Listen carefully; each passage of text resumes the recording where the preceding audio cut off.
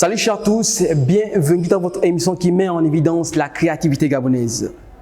Le talent que sera l'honneur est un puritain de l'art. Natif de la province Langounier, très tôt se passionne pour l'art du dessin et se perfectionne en utilisant les écorces d'arbres et la peau animale comme matière où il met en évidence une variété des rituels et de la tradition bantou.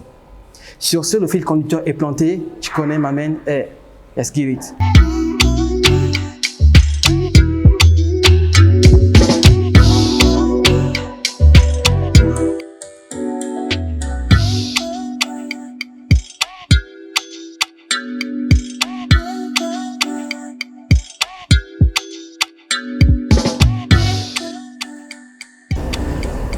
Bonjour Monsieur Bertrand Zamba. Monsieur, bonjour. Gabon Télévision exprime ton talent, enchanté de vous découvrir. Ah, très heureux. Ah oui, parce qu'on vous cherche, vous êtes un puritain de l'art, particulièrement dans la peinture. Vous avez une spécificité qu'on va décliner durant notre interview. C'est bon, vous êtes prêts? Nous sommes prêts. Alors on va cheminer pour décliner un peu votre parcours. Donc vous disiez? Je suis Bertrand Zamba, je suis plasticien. Ok. Et voilà, je suis en exposition ici, sous l'égide de Vivaculte. Donc ça fait, là nous sommes à la fin, ça fait presque un mois nous sommes là. Et je crois qu'on a eu, pour ceux qui ont la possibilité de pouvoir visiter, on a eu la possibilité de voir, regarder et comprendre voilà, l'objet de notre exposition. Alors, le public vous a découvert à travers cette exposition. Comment êtes-vous arrivé dans cet art? Bon, disons que pour ceux qui me découvrent aujourd'hui, oui, à partir de cette exposition, c'est peut-être la première fois, mais j'ai déjà exposé au CCF. Okay. Et pour la petite histoire, je peins depuis, j'ai commencé à dessiner depuis l'âge de 7 ou 8 ans. 7 ou 8 ans, très tôt, comme je dis. Très tôt, donc je suis autodidacte. Okay. Tout ce temps, je n'ai fait que, poussé par cet esprit qui accompagne ce noble art, à me perfectionner. Okay. Donc je ne veux pas dire que je suis parfait. On apprend tous les jours. Je crois que voilà, je reste peintre et je suis celui-là qui partage avec tout le monde ce que je sens. Et voilà. Alors vous avez débuté dans quelle province? J'ai débuté dans la province de l'Estuaire. Comment ça s'est passé en fait, vos débuts, comment ça s'est passé? On connaît très peu l'art. Bon, maintenant avec le recul du temps et aujourd'hui, je peux comprendre qu'avant, c'était quand même difficile de pouvoir concevoir ce que c'est un artiste peintre. Okay. Surtout pour nos parents, nos vieux parents ne pouvaient pas tout de suite imaginer qu'en dessinant ou en faisant des graffitis à gauche, à droite, on pouvait devenir celui-là qui passe par exemple devant la caméra de main. Ça c'était imprévisible. Enfin, les gens ne voyaient pas ça. Hein. Donc nos parents tout de suite, quand tu faisais le dessin, ils ne voyaient pas tout de suite. Ça devenait un métier après. Donc je crois que j'ai persévéré et puis déjà moi-même, je peignais sans savoir qu'un jour je vais vendre une œuvre. Donc voilà, je n'ai fait que suivre et aujourd'hui, mais voilà, nous sommes là. Alors Monsieur Zamba, quel est votre style en fait? Avez-vous un style particulier dans cet art? Non, je n'ai pas de style particulier. Okay. Je suis, comme je disais, autodidacte. Okay. Je peins. J'utilise toutes les techniques. Je peux être impressionniste, je peux être surréaliste, je peux être figuratif, en tout cas j'utilise toutes les techniques. Alors, voilà, tout ce que je sens à l'intérieur, quelle que soit la technique, je me jette dessus. En tout cas. Justement, votre particularité, c'est que vous utilisez les écorces d'arbres et la peau animale. Pourquoi ces matières en fait? Déjà, avec le temps, j'ai commencé à peindre sur le contreplaqué. Et puis après, je découvre la toile. Et après la toile, je commence à me fatiguer, je commence à chercher autre chose. Je me dis, est-ce que je ne peux pas trouver autre chose à part la toile pour pouvoir m'extravertir. Donc en allant m'installer à Essassa, parce que j'habite à Essassa plus précisément, c'est 23 km d'ici, la capitale, j'ai découvert que je pouvais travailler avec des fibres, donc des fibres de palmier, des fibres de cocotier et quelques écorces d'arbres. Donc j'ai mis en test et puis j'ai commencé à pouvoir les exposer. Les gens apprécient et ça passe. Donc je pense que j'ai mis Ouais, c'est tellement original et moi j'étais lors de votre exposition. Oui. Le déclic est partout en fait. Pourquoi êtes-vous penché sur les écorces de la poire? Il y a quelque chose de particulier. Le palmier déjà est un génie que nous connaissons très bien, qui accompagne tous nos mouvements au Gabon, que ce soit les fêtes, les desserts. Et je pensais également, on utilise également le palmier chez nous pour faire le vin de palme. Donc quand j'ai assisté des frères qui allaient faire du vin de palme, je regardais et quand ils coupaient le vin de palme, ils laissaient des nappes. Ils laissaient des nappes et j'ai commencé à mettre ma curiosité sur ces nappes que j'ai commencé à exploiter.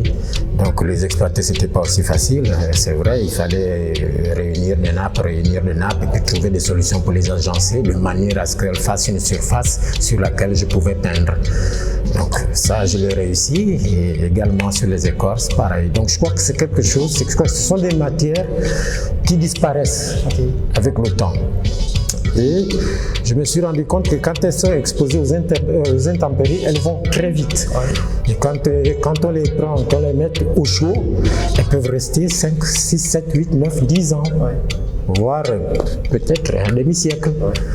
Maintenant, de toute façon, j'ai mis sur le marché et les gens apprécient. Ce qui m'inquiétait un peu, c'était que est-ce que l'écorce peut casser après 5 ans? Est-ce que le fibre va se détériorer après 5 ans dans l'intérieur de la maison de quelqu'un? Mais ce n'est pas le cas. Je crois que ça passe. Les gens aiment bien. Puis ce sont des matériaux du Gabon que je rehausse, c'est tout. Alors, M. Zamba, qui vous a influencé? Avez-vous été influencé par des peintres dans votre entourage? Expliquez-nous un peu. Oh, l'influence au Gabon, peut-être pas, puisque j'ai été autodidacte, donc je me suis laissé motiver par un génie que je ne maîtrisais pas. Donc le plaisir de peindre, le plaisir de faire mieux, et ainsi de suite. Et avec le temps, j'ai quitté Libreville quand j'ai arrêté mes études pour repartir à Gamba, parce que c'est là que je suis presque né. Et j'ai eu l'occasion, pendant que j'étais à Gamba, de pouvoir commencer à faire entrepreneuriat. Et là, j'ai rencontré quelqu'un qui aujourd'hui m'est très, très, très cher. On va revenir à l'épisode de Gamba parce que je pense que, étant là-bas, vous avez vraiment explosé à travers vos différentes œuvres. J'ai pu lire votre biographie, c'est riche. Alors, avez-vous été influencé par des peintres comme les Picasso, non. Par contre, j'ai un peintre particulier que j'ai toujours dans la tête, c'est Salvador Dali. Pour sa force intérieure d'expression. Voilà, parce que lui c'était un surréaliste. Et à voir ce qu'il faisait, je n'avais pas imaginé qu'au fond l'esprit d'un être humain, on pouvait pousser au point d'atteindre ça, ce qu'on appelle le surréalisme. Et du coup, j'ai commencé à m'isoler, commencé à comprendre comment moi-même je fonctionnais à l'intérieur. Parce que quand je l'ai lu, j'ai compris que au fond, nous avons des secrets à l'intérieur, mais il faut les extravertir. Exactement. Et pour les extravertir, non seulement d'abord pouvoir les maîtriser, j'ai dû commencer à m'isoler tout seul, m'abandonner dans la brousse 1 mois, 2 mois, 3 mois pour réellement absorber. Je crois que j'ai dû brader la peur un peu. C'est vrai qu'il y avait la peur parce que vous connaissez Gamba, les éléphants, les pitons, les grands crocodiles, les caïmans, tout ça. Donc je crois que j'ai dû dépasser ça pour comprendre. Je crois que quand on veut comprendre ce qu'il y a à l'intérieur de soi, il n'y a pas de peur. C'est quand on se trouve dans le milieu dans lequel on a décidé d'être pour se comprendre que la peur revient. Parce que c'est un endroit sauvage. Donc du coup, et la peur c'est surtout le soir, il va faire nuit. Qu'est-ce qui va se passer dans la nuit? Est-ce qu'il va m'arriver des bricoles? Ça c'est la question. Donc c'est là que la peur grandit. Et maintenant, après ce moment, avant 0h, il faut dominer cette peur pour rester dans la brousse. Donc je crois que ça m'a permis réellement de pouvoir maîtriser au fond de moi toute forme de pression que je pouvais avoir à partager avec les autres. Donc aujourd'hui, je peux vaquer dans toutes les techniques parce que je maîtrise au fond mes pulsions. Exactement. Vous avez parlé des Gamba, mais ce n'est pas la ville que vous avez exposée à Port-Gentil et Libreville. Mais restons sur Gamba en fait. Je pense que cette ville, elle est particulière à vos yeux. Expliquez-nous un peu pourquoi. Parce qu'il y a plusieurs médecins qui vous ont aussi aidé de ce côté? Oui, il y a ma maman qui vit à Gamba, encore, il y a mon papa également. Et j'ai encore mes petits frères, quelques sœurs qui sont à Gamba. Disons que je suis arrivé à Gamba, je n'ai qu'un mois, à peine 2 mois de naissance. Donc j'ai grandi là, j'ai commencé à faire mes premiers pas à l'école primaire là à Gamba. Et puis il y a mon papa qui était à Shell Gabon, qui était logé dans les cités. Je suis parti là pour Libreville et puis quand j'ai arrêté mes études ici, j'ai dû repartir sur Gamba. Et c'est là que je peignais déjà, mais je ne savais pas que je pouvais vendre une œuvre ou faire quoi que ce soit. En fait, je me baladais avec mes tableaux et puis je les avais toujours avec moi, les dessins et tout. Et puis un jour arrive un cadre frais. Donc, qui cite quand même le nom, Ivan Fanguinoveni, qui est quelqu'un de très cher pour moi, qui m'a mis en contact avec Shell Gabon. De par le biais de l'entrepreneuriat, parce que je faisais entrepreneuriat avec, en contraction avec Shell Gabon. Et là, il arrive un jour et il découvre chez moi des œuvres. Je dis, mais tu fais quoi avec? Je dis, je sais pas, moi je peins, j'aime ça. Et là, tout a démarré. Voilà, ça a suivi ma promotion avec Shell Gabon, les voyages, ainsi de suite, après le logement, ainsi de suite. Après, on avait la formation entrepreneuriale avec la Fondation Entreprise en Création, et puis voilà, les voyages en Afrique du Sud. Et comment se passaient les expositions en fait, lors de vos différentes expositions? Je crois que j'étais déjà sous la coquille de Shell Gabon. Donc c'est Shell qui pouvait organiser et tout ça, pour faire mes voyages et faire les encadrements et essayer de faire des invitations pour le cocktail et tout. Je crois que c'était sous le compte de Shell Gabon. Il y avait là déjà dans cette entreprise une organisation parfaite qui faisait suivre ce qui concerne la culture gabonaise. Combien de temps pouvez-vous faire pour réaliser une œuvre? Oh, c'est un peu compliqué. Il m'arrive de faire une œuvre, je ne sais pas, 2-3 heures de temps. Wow. Et là, c'est parce que ça, c'est instantané. C'est dès qu'on sent, on peut tout de suite émettre. Dès qu'on sent quelque chose, on peut l'émettre tout de suite. Ou encore, on a senti quelque chose, on n'a rien fait. Et puis on se dit, bon, ça va, on cumule un peu. Et puis avoir une œuvre, c'est pas de 2 semaines, des mois, mais je crois qu'une œuvre, ça n'a pas de temps précis personnellement. Ça n'a pas de temps. Il y a une magnifique œuvre, revenons pendant l'œuvre, celle-ci, ça vous a pris combien de temps? Oh, celle-ci, quand même moins d'une semaine. Une semaine? Moins d'une semaine quand même. Et le message de cette œuvre, c'est quoi? Quel message? C'est le transfert de connaissances. Cette œuvre, c'est le transfert de connaissances. Je crois que je l'ai intitulé comme ça. On a notre partie ancestrale ici. Ça veut dire qu'ici, on a le masque, mais qu'on ne voit pas. On a le masque ici, on ne voit pas. On a nos instruments de musique, mais qu'on ne peut pas tout de suite déceler. On a les cases, c'est toute notre ancestralité qu'il y a là. Je peux ici déjà vous montrer, parce que les tableaux, chacun a ça. Bon, là, on a par exemple un tam-tam. Vous voyez, il y a un tam-tam là. Mais derrière le tam-tam, on a une case. Ça, c'est plus loin dans la perspective. Ici, on a un tam-tam fan, par exemple, là, qui est couché ici. Sur ce tronc-là, un tam-tam. Ici, il y a un panier, une corbeille. Là, on a un masque qu'on ne voit pas parce qu'il est en transit. Il transmet. Parce qu'on a sa bouche ici, bien entendu, au début était la parole, comme on dit. Donc, cette transition part et fusionne avec les moments actuels. Donc, aujourd'hui, on a beaucoup de pratiques, de rites et autres. Toutes les magies possibles sont à nos portes aujourd'hui.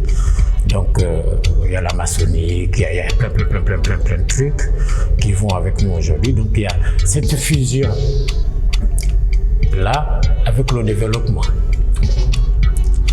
Donc ici, on a une corbeille, comme une gibecière là où on peut voir le marteau, le maillet, si on peut appeler ça comme ça, le maillet, le burin, c'est la construction, c'est le travail, c'est le développement. Donc là, je fusionne avec le fibre de palmier. Le fibre de palmier qui est déjà lui-même assez complexe parce que quand on le voit à l'extérieur, on voit une branche de palmier avec ses feuilles. Maintenant, de l'intérieur, on voit une nappe sans feuilles. Donc c'est comme si à l'intérieur du palmier, la feuille, la branche qu'on voit à l'extérieur est comme cette nappe, mais à l'intérieur du palmier, mais roulée autour du palmier. Oui. Donc, mais là, elle est encore décomposée. Là, le fibre est décomposé. Voilà.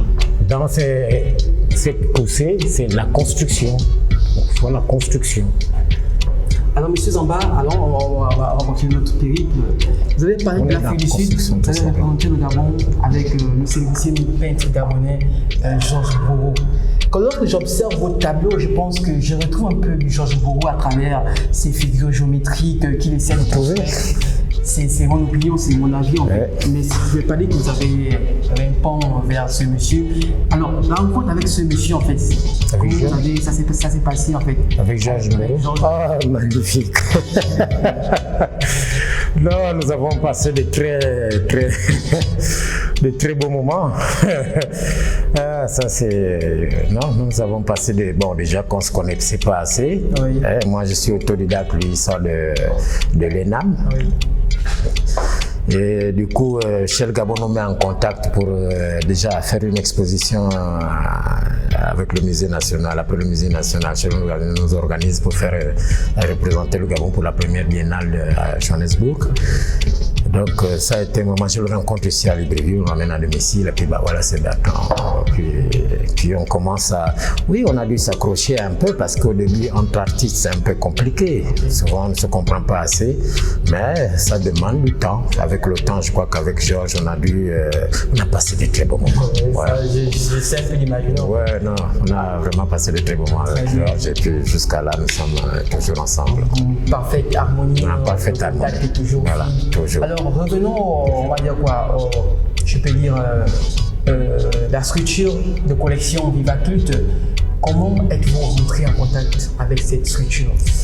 Je disais là tout à l'heure que j'ai fait entrepreneuriat sur le compte de Shell Gabon, avec la Fondation Entreprise en Création. Donc quand je suis parti de Gamba, je voulais me heurter à la concurrence. Bon, je ne savais pas ce que ça pouvait donner, mais je sentais qu'il y avait des peintres à Libreville, mais que j'avais l'impression que j'étais seul à Gamba. Voilà, c'est comme être seul à Franceville, tout le monde court à la capitale. Je dis, voilà, je vais aller à Libreville et je vais commencer à rencontrer du monde. Et quand je suis arrivé, j'ai pris ma veste d'entrepreneur, et puis j'ai pris ma sacoche de peintre, et voilà, j'ai roulé avec. Et c'est comme ça que je rencontre monsieur, bien avant, je rencontre que Madame Vigneault. Je ne sais pas si vous connaissez Madame Vigneault qui tient une galerie, ça fait plus de 20 ou 30 ans au Gabon. Voilà. C'est une Française qui vit au Gabon il y a très longtemps et qui met en valeur les œuvres des artistes gabonais. Super. Là, en somme, quand je lui rencontre, elle avait le lutrin à l'époque. Le lutrin au centre-ville. Donc je crois que c'est la première personne avec qui j'ai pu échanger, qui m'a accordé beaucoup d'attention. Et je partais de Gamba pour lui déposer des œuvres qu'elle mettait en vente. Et puis chaque fois, dès que ça se passait, ah mais si tu m'en amènes, et puis je partais de Gamba pour ici. Et là, j'ai commencé à voir que ce que je faisais, ben dis donc, ça passait quand même doucement. Et puis j'ai fait des démarches aussi, comme ça, en temps, pour pouvoir rencontrer du monde. Et là, je rencontre le responsable de Vivaculte. Donc monsieur Vianney Kibi. Donc avec qui, ben là lui il tient une très grosse entreprise de menuiserie. Qui fonctionne très bien, et puis je lui fais des propositions puisqu'ils vendent des meubles de luxe et tout ça. Je lui fais des propositions de pièces d'œuvre là. Il est intéressé mais pas très, et puis chaque fois on se rencontre, j'amène une ou deux pièces et voilà, il accroche les œuvres et monsieur Likibi avec le temps s'accroche à la peinture et prend goût et voilà ce qu'il est devenu. On a l'occasion de voir, avoir un avis avec Vianney, rester connecté. Alors on est toujours à l'Institut français, ce cadre qui nous accueille pour l'exposition en fait, pour exprimer votre talent, exprimer votre potentiel artistique. Alors derrière moi, il y a encore une magnifique œuvre, comme vous le faites si bien. Expliquez-nous un peu la particularité. Oh, là nous sommes partis un peu dans un semi-abstraction, cubisme, je ne sais plus. Bon, c'est en fait une scène de pêche. peut-être pas comme toutes les autres, parce que je ne sais pas si déjà vous pouvez voir un poisson dessus. Ok. Hein? Oui. Vous le voyez quand même, poisson.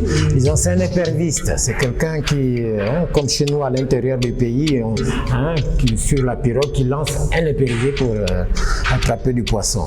Et là, on voit l'épervier, le mouvement, le personnage est ici, mais c'est lancé. Hein. L'épervier est lancé, donc le personnage il est derrière, on le voit à peine. Là, on a la pirogue ici, on a le filet. Et seulement, j'ai fusionné le poisson autour avec tous les matériaux que j'ai. Donc, on peut avoir un poisson ici, avec sa queue. On peut avoir un autre là. Il y en a partout le poisson dans ce tableau. Mais d'où tirez-vous cette inspiration en fait? C'est pas, ça part de l'imagination, je prédis. Mais comme je disais que j'ai pris du temps à comprendre si à l'intérieur, chaque fois, je pouvais... donc, en fait, je me laisse porter par mon inspiration. Okay. Ouais. Alors, monsieur Zamba, on va continuer notre périple. On va même s'asseoir parce que je pense qu'on a assez marché comme ça. Merci.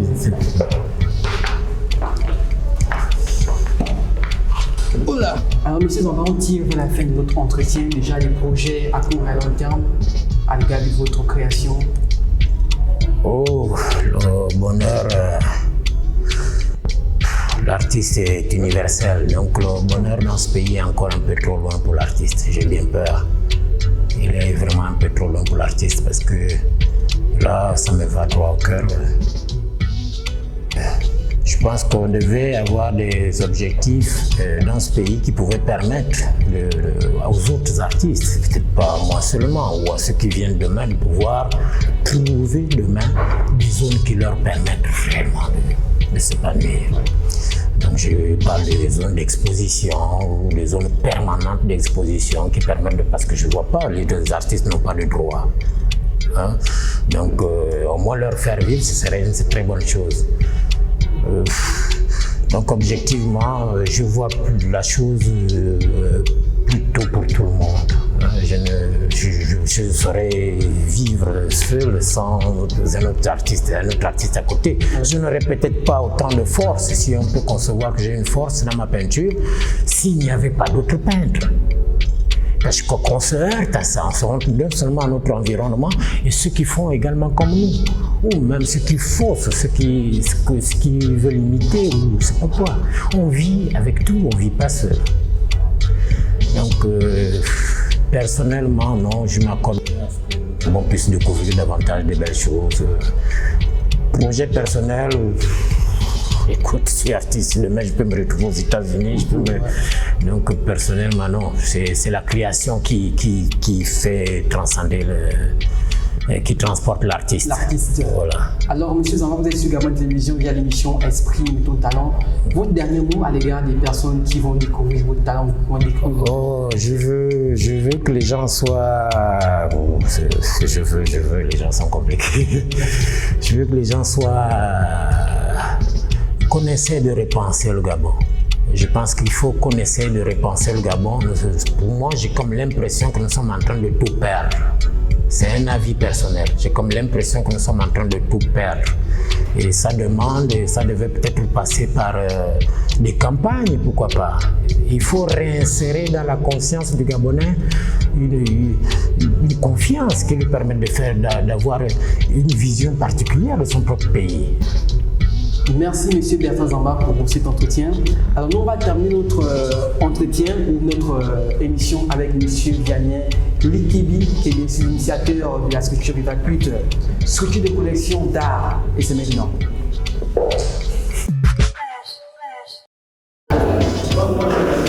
Bonjour Vianney, comment tu vas? Bonjour Darius, je vais bien et toi? Très bien. Ça va? Je contemple la nature. Après l'exposition qui vient de se dérouler, ça va, c'est super, ça va. Vianney, quelles sont les missions assignées à la structure Vivaculte? Déjà, le nom de la structure, Vivaculte Gabon, vitrine de valeurs culturelles et traditionnelles du Gabon. Donc la mission première, c'est de pouvoir revaloriser l'art à travers les artistes. On va parler de la peinture, d'accord?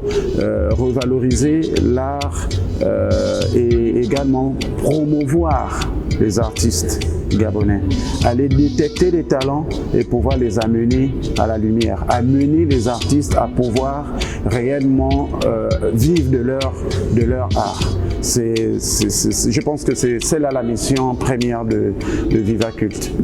Et les projets de Vivacult à court et à long terme? Le projet de Vivacult à court et à long terme, déjà là, c'est une première expérience à l'Institut français. C'est vrai qu'on est là déjà depuis pratiquement 13 ans, voilà, dans la collection privée.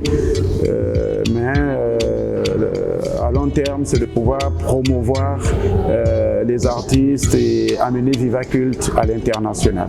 Alors merci Vianney, car c'est un énorme travail que vous faites et encore mes félicitations. Alors c'est ainsi que, on va dire, qu'on fait notre émission Exprime ton talent. Vous êtes dans différentes provinces du Gabon. Manifestez-vous à travers le numéro 077 01 53 36 pour participer à cette émission et nous on viendra avec vous, histoire de mettre en valeur votre créativité, histoire de mettre en valeur votre talent. Sur ce, on se dit à bientôt sur le stade.